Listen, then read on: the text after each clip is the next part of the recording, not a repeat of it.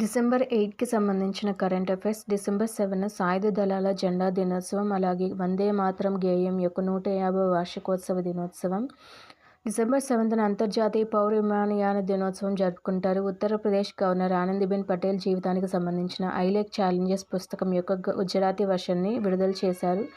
రక్షణ మంత్రి రాజ్నాథ్ సింగ్ ప్రపంచంలోని అత్యధిక ఎత్తులో నిర్మించిన యుద్ధ స్మారకాన్ని ఆదివారం ఆవిష్కరించారు.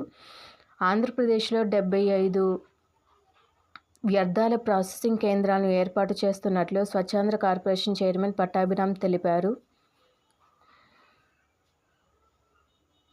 తెలంగాణలో ఆపరేషన్ కవచ్ పేరుతో ఒక భారీ భద్రతా చర్యను చేపట్టనున్నారు. దీనిలో 5,000 మంది పోలీసు సిబ్బంది పాల్గొంటారు. భారతదేశం యొక్క అంతరిక్ష వేధశాలకు సంబంధించిన అల్ట్రావైలెట్ ఇమేజింగ్ టెలిస్కోప్ విజయవంతంగా ప్రారంభించి 10 సంవత్సరాలు అయినందున వేడుక జరుపుకుంటుంది.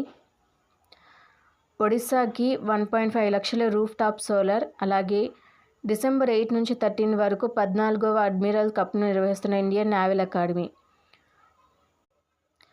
భారతదేశం ఇజ్రాయెల్ నుంచి భారీగా గన్స్ కొనుగోలు.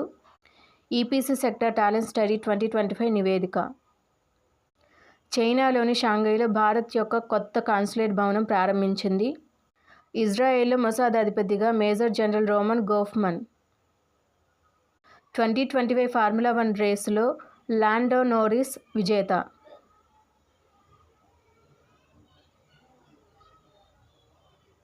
National minerals development corporation IIT కాన్పూర్తో అవగాహన ఒప్పందం.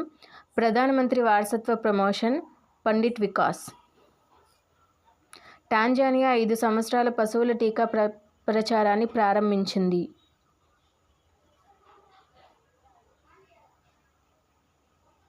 నేషనల్ కాంప్రహెన్సివ్ క్యాన్సర్ నెట్వర్క్కి సీఎంఓగా రేణుకా అయ్యర్. అలాగే అంతర్జాతీయ ఆర్చరీలో వెన్నం జ్యోతి సురేఖ రాణిస్తున్నారు.